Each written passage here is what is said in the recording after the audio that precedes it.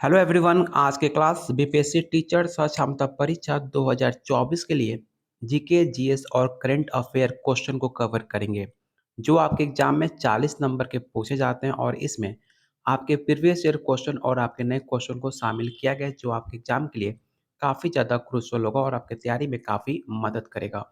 तो 40 क्वेश्चन को जरूर अटेम्प्ट कीजिएगा। ये सारे क्वेश्चन आपके प्रीवियस ईयर क्वेश्चन और नए क्वेश्चन को मिलाकर बनाया गया जो आपके एग्जाम के लिए काफ़ी ज़्यादा इंपॉर्टेंट है। उससे पहले आपको बता दें कि अगर आप बीपीएससी 3.0 और स्वच्छ क्षमता परीक्षा 2024 की तैयारी कर रहे हैं तो आप लोग के लिए करेंट अफेयर, जीके जीएस और लैंग्वेज पेपर टोटल आपके 70 नंबर का प्रैक्टिस सेट दिया जा रहा है सिर्फ आपको 101 रुपीज़ में। लेने के लिए आप इस नंबर में आप व्हाट्सएप कर सकते हैं। आपको 101 रुपया में आपको 1500 प्लस क्वेश्चन आंसर और साथ में एक्सप्लेनेशन के साथ दिया जा रहा है। तो लेने के लिए आप इस नंबर पे व्हाट्सएप कर सकते हैं। चलिए शुरू करते हैं आज का पहला क्वेश्चन। पहला क्वेश्चन है, भारत एक गणतंत्र है। गणतंत्र का मतलब क्या है आपको बताना है। पहला ऑप्शन है, शासक राजा या रानी होते हैं। शासक राजा या रानी के सीधा वंशज होते हैं। या ऑप्शन सी, राज्य का प्रमुख उसके लोगों द्वारा परोक्ष रूप से चुना जाता है। या ऑप्शन डी, वो दिन जब भारत स्वतंत्र हुआ था।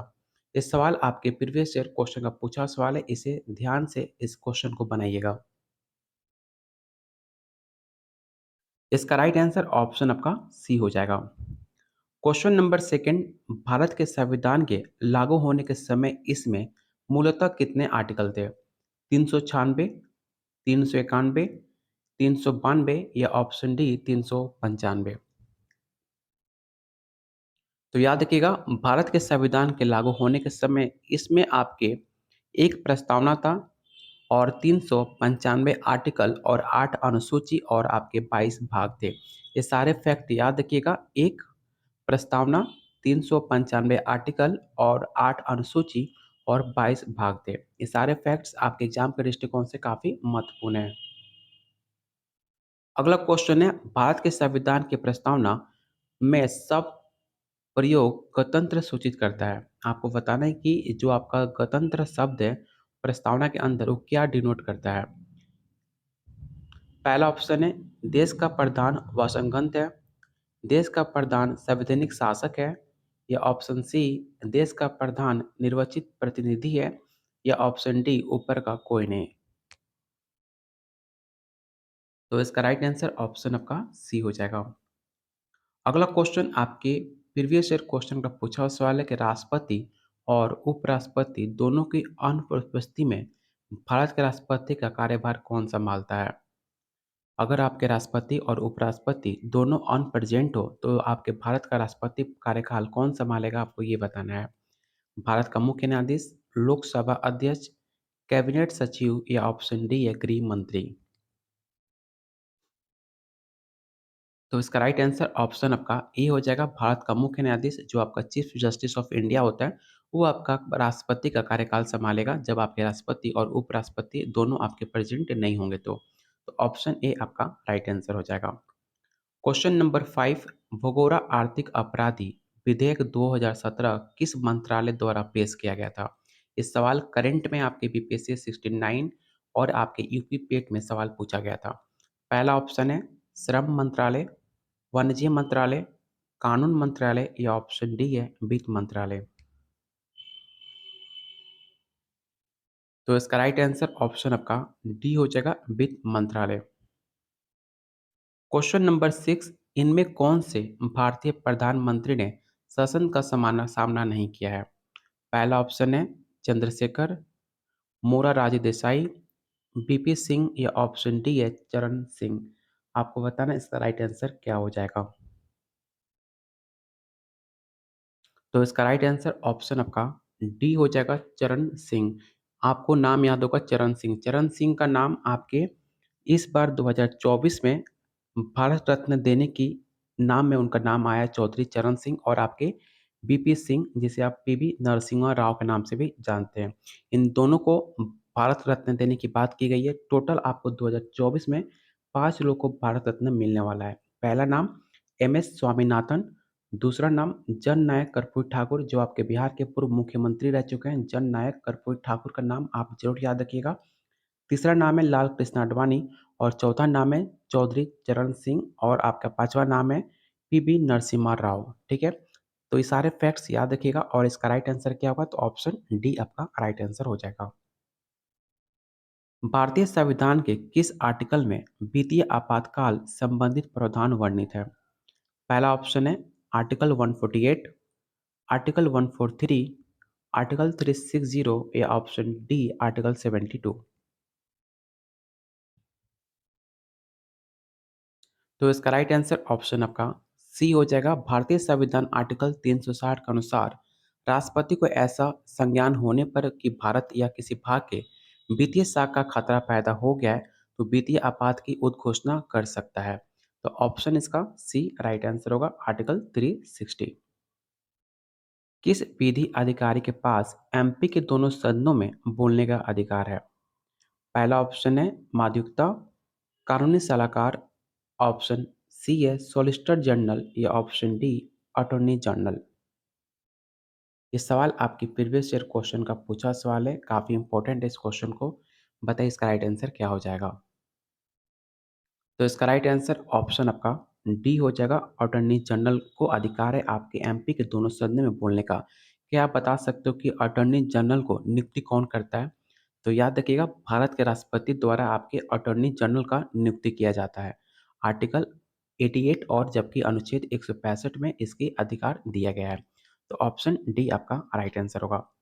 क्वेश्चन नंबर 9, भारत में राज्य पुनर्गठन आयोग की स्थापना कब हुई थी? चलिए इसका ऑप्शन देख लेते हैं। ऑप्शन है आपका 1953, 1951, 1950 या ऑप्शन डी है 1952। तो इसका राइट आंसर ऑप्शन आपका ए हो जाएगा। भारत में राज्य पुनर्गठन आयोग का गठन 22 दिसंबर 1953 को हुआ था, इसे याद रखिएगा। किसकी अध्यक्षता में हुआ था? तो न्यायमूर्ति फजल अली की अध्यक्षता में इसे गठन किया गया था। क्वेश्चन नंबर 10 आपके एग्जाम के दृष्टिकोण से काफ़ी महत्वपूर्ण सवाल है, क्योंकि सवाल आपके बीपीएससी 69 और आपके यूपी पेट में पूछा गया था कि आकाश गंगा की निकटतम स्पाइरल गैलेक्सी कौन सी है? तो इसका राइट आंसर ऑप्शन आपका सी हो जाएगा। किस ग्रह का नाम किसी रोमन देवी के नाम पर रखा गया है? पृथ्वी, शुक्र, शनि या ऑप्शन डी है बृहस्पति। तो इसका राइट आंसर ऑप्शन आपका बी हो जाएगा। इसे याद रखिएगा कि शुक्र ग्रह सूर्य से दूसरा सबसे नज़दीक ग्रह है और आपका एवरिंग स्टार भी आपके शुक्र ग्रह को कहा जाता है। बोना स्टार भी आपके शुक्र ग्रह को कहा जाता है। ये सारे क्वेश्चन आपके शुक्र ग्रह से जितने बन सकते थे उनको मैंने आपको बता दिया कि शुक्र ग्रह एवरिंग स्टार भी पूछ सकता है, बोना ग्रह भी कहा जाता है आपके शुक्र ग्रह को, और इसको रोमन देवी के नाम पर भी इसका ग्रह का नाम रखा गया है। तो इसका राइट आंसर क्या होगा? तो ऑप्शन बी हो जाएगा। ग्लोब के अक्षांश पर सबसे लंबी रेखा इनमें से कौन सी है? पहला ऑप्शन है उत्तर ध्रुवीय वृत्त, भूमध्य रेखा, कर्क रेखा या ऑप्शन डी है मकर रेखा।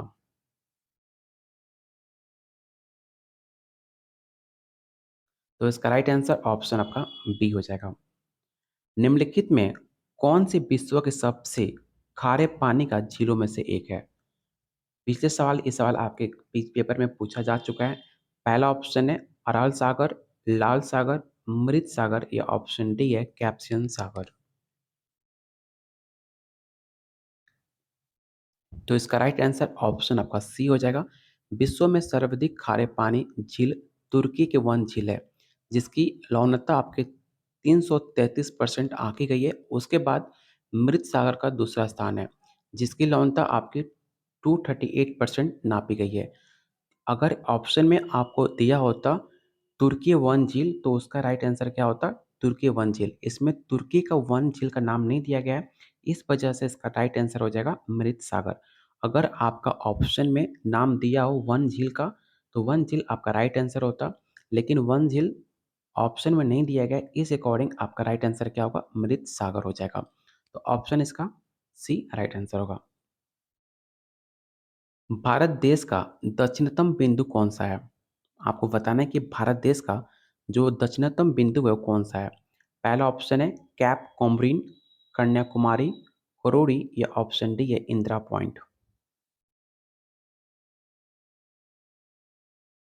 इस सवाल आपके बिहार कांस्टेबल पेपर में पूछा गया था कि भारत देश का दक्षिणतम बिंदु कौन-सा है? और इसका राइट आंसर ऑप्शन आपका डी हो जाएगा। कैलाश पर्वत निम्नलिखित में किस क्षेत्र में देखने को मिलता है? उत्तराखंड, सिक्किम, तिब्बत या ऑप्शन डी है नेपाल?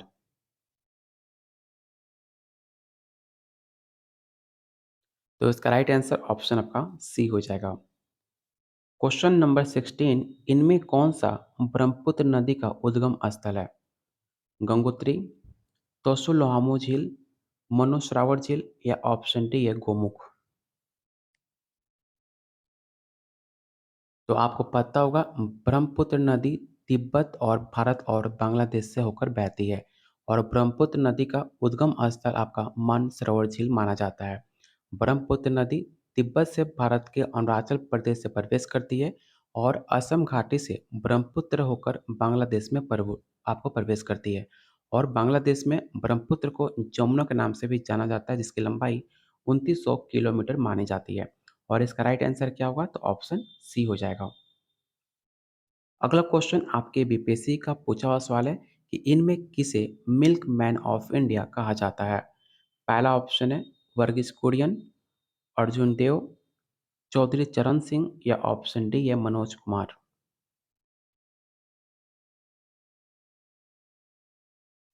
तो इसका राइट आंसर क्या होगा तो ऑप्शन आपका ए हो जाएगा। वर्गीस कुरियन का जन्म 26 नवंबर 1921 ईस्वी को हुआ था।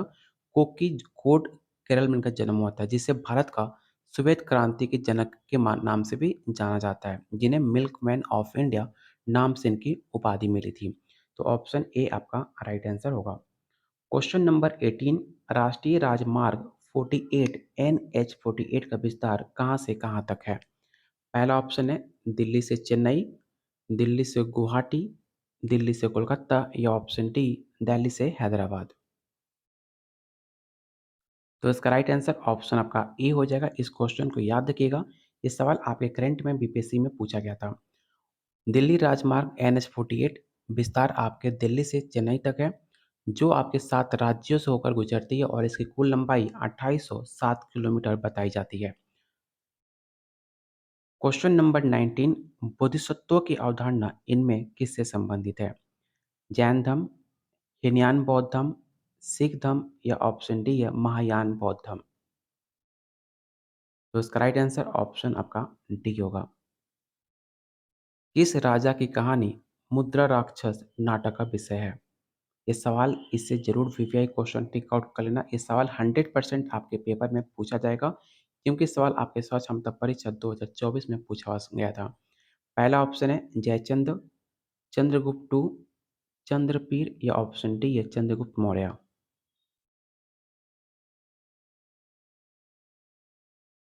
तो इसका राइट आंसर ऑप्शन आपका डी हो जाएगा चंद्रगुप्त मौर्य। क्वेश्चन नंबर 21, राजत रंगनी के लेखक कौन है? कालिदास, चंदमदराई, जयदेव या ऑप्शन डी है कल्हण? तो आपको बेखूबी आपने पढ़ा होगा राजत रंगनी कल्हण द्वारा रचित एक संस्कृत मानी जाती है। इसमें कश्मीर का इतिहास वर्णित किया जाता है जो भारत की शैली पर आधारित है। तो इसका राइट आंसर क्या होगा तो ऑप्शन आपका डी हो जाएगा। और आप लोगों से रिक्वेस्ट है जितने लोग आप वीडियो देख रहे हो प्लीज़ वीडियो को लाइक और शेयर जरूर कर दीजिएगा क्योंकि आपका एग्जाम का डेट निकल चुका है 9, 12, 15। तो आपका जो पेपर है 9 और 12 और 15 के बीच होगा। तो आपके पास काफ़ी कम टाइम है तो आप लोग के लिए जितना ज़्यादा प्रैक्टिस करोगे उतना आपका 40 नंबर काफ़ी ज़्यादा नंबर होता है। जितना आप प्रैक्टिस कीजिएगा प्रीवियस ईयर क्वेश्चन, नए क्वेश्चन तो आप एग्जाम के दृष्टिकोण से काफ़ी महत्वपूर्ण प्रैक्टिस सेट आपको कराए जा रहे हैं। तो अगर आप चाहते हो डेली आपको प्रैक्टिस सेट कराया जाए तो वीडियो को लाइक और शेयर ज़रूर कीजिएगा। और अभी तक आपने चैनल को सब्सक्राइब नहीं किया तो प्लीज़ आप लोगों से रिक्वेस्ट है चैनल को ज़रूर सब्सक्राइब कर लीजिएगा। चलते हैं अगले क्वेश्चन पे। अगला क्वेश्चन है अजंता की गुफाएँ कहाँ पर है? काफ़ी बार आपके पेपर में पूछा जा चुका है, तो इस सवाल को रट्टा मार लीजिएगा। पहला ऑप्शन है तमिलनाडु, छत्तीसगढ़, महाराष्ट्र या ऑप्शन डी है दिल्ली? तो इसका राइट आंसर क्या होगा? ऑप्शन सी। अजंता की गुफाएं महाराष्ट्र के औरंगाबाद जिले में आपको देखने को मिलता है। इन गुफाओं को 1983 में यूनेस्को के विश्व धरोहर सूची में शामिल किया गया था, जिसके अंतर्गत आपको 29 गुफाएं देखने को मिलती हैं। ऑप्शन सी आपका राइट आंसर होगा। अगला क्वेश्चन आपके बीपीएससी टीचर 2.0 का पूछा हुआ सवाल है कि अल बरूनी अपनी पुस्तक किताब उल हिंद मिन मकाला किस भाषा में लिखा था? संस्कृत, अरबी, फारसी या ऑप्शन डी है सीरियाई। तो इसका राइट आंसर क्या होगा? Option B. किताब उल हिंद या तहकीक ए हिंद ग्रंथ लेखक अल बरूनी है और इस अरबी भाषा में दोनों पुस्तकों को लिखा गया था। कब लिखा गया था? 11वीं शताब्दी में लिखा गया था। तो इसका राइट आंसर क्या होगा? एक सवाल आप बता सकते हो कि अल ब्रूनी महमूद कब आया था? अल ब्रूनी भारत कब आया था और किसके शासनकाल में आया था? तो याद रखिएगा, अल ब्रूनी महमूद गजनबी के साथ भारत आया था। इसे जरूर याद रखिएगा। ऑप्शन इसका बी राइट आंसर होगा। Question number 24। कुतुब मीनार जो दुनिया की सबसे ऊंची ईंटों की मीनार माना जाता है, जिसका निर्माण 1193 में दिल्ली सल्तनत के किस संस्थापक के आदेशों के तहत इसे किया गया था? काफ़ी इंपॉर्टेंट क्वेश्चन है। इस क्वेश्चन को वीवीआई क्वेश्चन आप टिक आउट कर लेना। पहला ऑप्शन है फिरोज शाह तुगलक, कुतुबुद्दीन ऐबक, इल्तुमिश या ऑप्शन डी है कुली कुतुब शाह। तो इसका राइट आंसर क्या होगा? तो ऑप्शन आपका बी राइट आंसर होगा। कुतुब मीनार का निर्माण गुलाब वंश के शासक कुतुबुद्दीन ऐबक ने 1193 के सूफी संत कुतुबुद्दीन बख्तियार की स्मृति से आरंभ करवाया और उसके शासनकाल में ही एक मंजिल का निर्माण कराया था। और इसके मरने के बाद इल्तुमिश ने इसे 3 मंजिल का निर्माण के साथ इसे पूर्ण किया था। याद रखिएगा, सबसे पहले इसका काम कौन स्टार्ट किया? तो कुतुबुद्दीन ऐबक ने स्टार्ट किया था।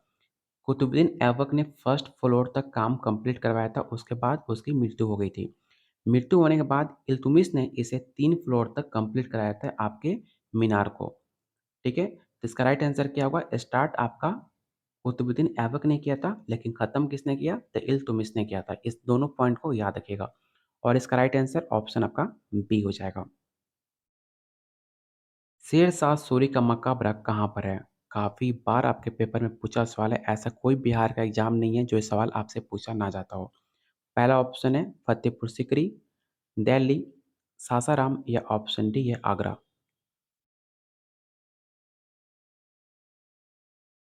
तो इसका राइट आंसर क्या हो जाएगा? ऑप्शन सी।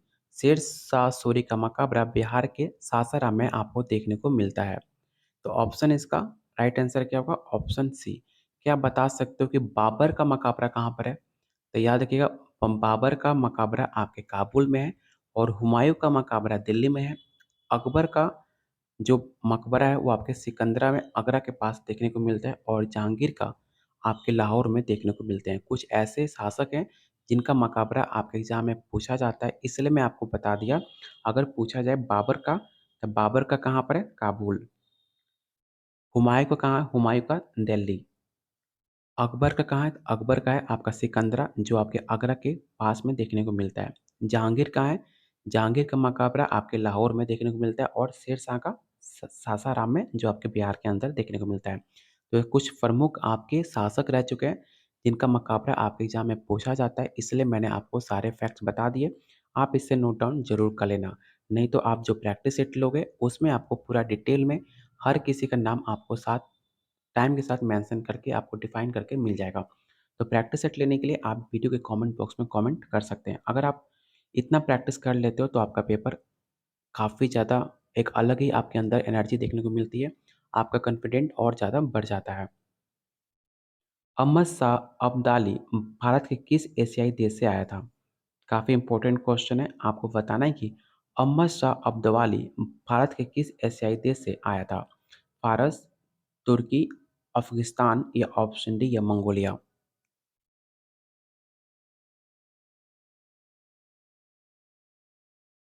तो इसका राइट आंसर ऑप्शन आपका सी होगा, अफ़गानिस्तान। क्वेश्चन 27। अकबर द्वारा निर्मित पंचमहल डैश में है? दिल्ली में, अजमेर में, आगरा में या ऑप्शन डी है फतेहपुर सिकरी। तो इसका राइट आंसर ऑप्शन आपका डी हो जाएगा। अकबर द्वारा पंचमहल, जिसे आप हवा महल के नाम से भी जानते हो, वो आपके फतेहपुर सीकरी के अंदर आपको देखने को मिलता है। तो ऑप्शन इसका राइट आंसर क्या होगा? तो ऑप्शन डी आपका राइट आंसर हो जाएगा। क्वेश्चन नंबर 28, पुर्तगालियों द्वारा गोवा पर कब्जा कब किया गया था? काफ़ी बार आपके पेपर में पूछा जा चुका है कि पुर्तगालियों ने गोवा पर कब कब्जा किया था। तो इसका राइट आंसर क्या होगा? तो ऑप्शन सी आपका राइट आंसर होगा, 1510 में किया था। क्वेश्चन 29, लखनऊ में 1857 के विद्रोह में नेतृत्व किसने किया था? आपको बताना है कि लखनऊ में 1857 में विद्रोह किसने किया था। और आपको एक और क्वेश्चन बताना है कि बिहार से किसने विद्रोह किया था 1857 के विद्रोह में। ये भी क्वेश्चन का आंसर आप लोग कमेंट बॉक्स में बताइएगा, नहीं तो मैं आपको वीडियो के अंत तक बताऊंगा ही। लेकिन इसका आंसर आप लोग याद होना चाहिए कि बिहार की तरफ से 1857 के विद्रोह में नेतृत्व किसने किया था। और इसका राइट आंसर क्या हो जाएगा? तो ऑप्शन बी राइट आंसर होगा। बेगम हजरत महल ने लखनऊ की तरफ से 1857 के विद्रोह में भाग लिया था। कुंवर सिंह कहाँ से थे?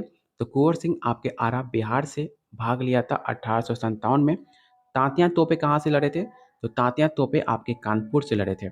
और आपके बेगम हजरत अली लखनऊ से। और वीर सावरकर कहाँ से लड़े थे? तो वीर सावरकर आपके 1857 के हिस्से में वो कभी थे ही नहीं। ठीक है। रानी लक्ष्मीबाई नाम आता है। रानी लक्ष्मीबाई कहाँ से लड़ी थी? तो झांसी से लड़ी थी। और नाना साहब कहाँ से लड़े थे? तो कानपुर से लड़े थे। ये सारे कुछ फैक्ट्स हैं, इसे जरूर याद रखिएगा। तो ऑप्शन इसका राइट आंसर क्या होगा? तो ऑप्शन बी हो जाएगा। अगला क्वेश्चन, मुस्लिम लीग की स्थापना किस शहर में हुई थी? हैदराबाद, ढाका, लाहौर या ऑप्शन डी है कराची। ये सवाल आपके बीपीएससी 2.0 का पूछा हुआ सवाल है। और इसका राइट आंसर ऑप्शन आपका बी हो जाएगा, ढाका में, जो फिलहाल अभी आपके बांग्लादेश का राजधानी है। तो 30 दिसंबर 1906 में आपके मुस्लिम लीग का स्थापना हुआ था, इसे भी याद रखिएगा। क्वेश्चन नंबर 31, इनमें से भारत के किस वायसराय ने निर्वाचित स्थानीय सरकारी निकायों को सृजन की पहल की थी? पहला ऑप्शन है Lord Ripon, Lord Irwin, Lord reading या ऑप्शन डी है लॉर्ड वेवल। टोटल हम 40 क्वेश्चन करेंगे। 40 क्वेश्चन का सीरीज रहेगा, जो आपके 40 क्वेश्चन काफ़ी इंपॉर्टेंट है आपके एग्जाम के लिए। आपको बताना है इसका राइट आंसर क्या हो जाएगा। तो इसका राइट आंसर ऑप्शन आपका ई हो जाएगा, लॉर्ड रिपन। क्वेश्चन नंबर 32, खाद्य पदार्थ, वस्त्र जैसे उत्पाद एवं मनोरंजन जैसी सेवाओं के उनके अंतिम उपभोक्ताओं द्वारा खरीदे जाने पर डैश कहा जाता है? अंतिम वस्तुएं, पूंजीगत वस्तुएं, उपभोग वस्तुएं या ऑप्शन डी है मध्यवर्गीय वस्तुएं। डेली आपको 6 बजे जीके जीएस और करंट अफेयर के आपको प्रैक्टिस सेट मिलता है। और डेली आपको 5 बजे शाम को लैंग्वेज पेपर, जो आपके एग्जाम में 30 नंबर का सवाल पूछे जाते हैं, डेली आपका उसका प्रैक्टिस सेट होता है। तो आप जाकर वो वीडियो जरूर देखिएगा। काफ़ी आसान भाषा में काफ़ी हर एक पॉइंट को समझाकर, हर एक ऑप्शन को समझाकर आपको कंप्लीट एनालिसिस के साथ कराया जा रहा है। तो वीडियो बिल्कुल मिस मत कीजिएगा। और इसका राइट आंसर क्या होगा? तो ऑप्शन सी हो जाएगा, उपभोग वस्तुएं। क्वेश्चन नंबर 33, भारत में सूखा प्रबंधन क्षेत्र कार्यक्रम किस पंचवर्षीय योजना अवधि के दौरान शुरू किया गया था? पहला ऑप्शन है आपका छठी पंचवर्षीय योजना, चौथी पंचवर्षीय योजना, पांचवी पंचवर्षीय योजना या ऑप्शन डी है सातवीं पंचवर्षीय योजना। तो इसका राइट आंसर ऑप्शन आपका बी हो जाएगा। भारत में निम्न में कौन सा संगठन धन की आपूर्ति की निगरानी करता है? काफ़ी इंपॉर्टेंट सवाल है। ये सवाल आपके बीपीएससी में दोनों बार पूछा जा चुका है, बीपीएससी 1.0 में और 2.0 में। पहला ऑप्शन है वित्त आयोग, भारतीय स्टेट बैंक, योजना आयोग या ऑप्शन डी है भारतीय रिजर्व बैंक। तो याद रखिएगा, इसका राइट आंसर ऑप्शन डी हो जाएगा, भारतीय रिजर्व बैंक धन की आपूर्ति का निगरानी करता है। भारतीय रिजर्व बैंक से आपके कुछ सवाल पूछे जाते हैं, जैसे कि भारतीय रिजर्व बैंक की स्थापना कब हुआ था? तो याद रखिएगा, 1 अप्रैल 1935 में आपका भारतीय रिजर्व बैंक का स्थापना हुआ था। जो 1937 में आपका हेड क्वार्टर जो है आपके मुंबई, कोलकाता से मुंबई शिफ्ट कर दिया गया। 1 अप्रैल 1935 में पहला इसका हेड क्वार्टर आपका कोलकाता था, जो कि 1937 में कोलकाता से मुंबई इसका ट्रांसफ़र कर दिया गया, हेडक्वार्टर आपके मुंबई में शिफ्ट कर दिया गया। तो कुछ फैक्ट्स है, इसे ज़रूर याद रखिएगा। फिलहाल अभी आपका भारतीय रिज़र्व बैंक के जो हेड कौन है, तो आपके शशिकांत दास हैं, इसे भी याद रखिएगा। क्वेश्चन नंबर 35, भारत में वस्तु एवं सेवा कर, जिसे आप जीएसटी के नाम से जानते हैं, अधीन आने वाले 4 कर दरें कौन-कौन सी हैं? तो इसका राइट आंसर क्या होगा? ऑप्शन बी हो जाएगा 5%, 12, 18 और 28%। क्वेश्चन 36, केंद्र सरकार ने किस क्षेत्र के लिए संपदा योजना शुरू की थी? ये सवाल काफ़ी इंपॉर्टेंट है और काफ़ी इस पर ट्रेंडिंग में चल रहा है, तो इस क्वेश्चन को ज़रूर आप याद रखिएगा कि केंद्र सरकार ने संपदा योजना आपके खाद्य प्रसंस्करण के लिए शुरू किया गया था। 2017 में इसे शुरुआत की गई थी, इसे भी याद रखिएगा कि 2017 में इसकी नींव रखी गई थी, इसे शुरुआत किया गया था। क्वेश्चन 37, जवाहर रोजगार योजना का आरंभ कब किया गया था? 1 अप्रैल 1977, 1 अप्रैल 1998, 1 अप्रैल 2012 या 1 अप्रैल 1989? तो इसका राइट आंसर ऑप्शन आपका डी हो जाएगा। जवाहर रोजगार योजना 1 अप्रैल 1989 को स्टार्ट किया गया था, जिसका मुख्य लक्ष्य गरीबी रेखा के नीचे रहने वाले 90 से 100 दिनों तक रोजगार उपलब्ध कराना इसका मकसद था। तो ऑप्शन डी आपका राइट आंसर होगा।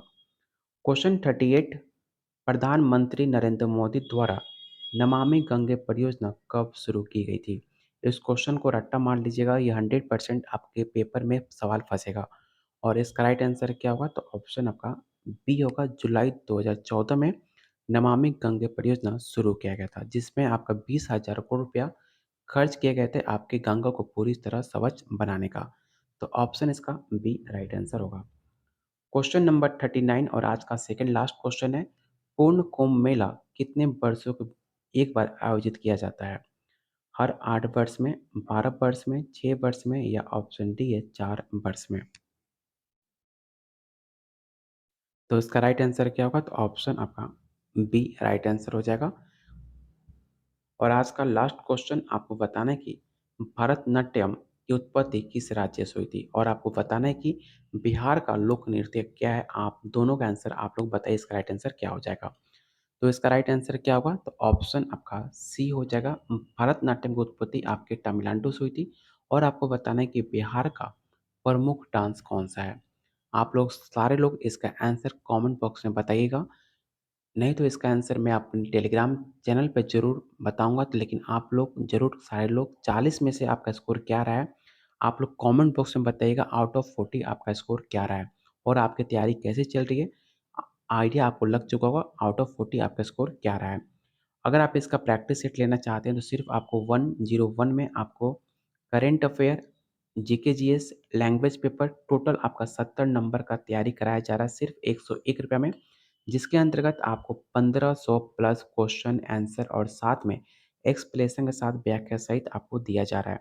लेने के लिए इस नंबर पे आप व्हाट्सएप कर सकते हैं या इस वीडियो के कमेंट बॉक्स में कमेंट कर सकते हैं। अगर आप इतना कंप्लीट कर लेते हो तो आप 70 नंबर आपका तैयारी 100% कंप्लीट हो जाएगा। तो चलिए बहुत जल्द मिलते हैं अगले क्लास में, तब तक के लिए वीडियो को लाइक और शेयर करना बिल्कुल मत भूलिएगा। अगर आप इसका पीडीएफ डाउनलोड करना चाहते हैं तो आप मेरे टेलीग्राम चैनल पर जाकर इसका पीडीएफ डाउनलोड कर सकते हैं, जिसका लिंक डिस्क्रिप्शन बॉक्स और कमेंट बॉक्स में दिया गया है।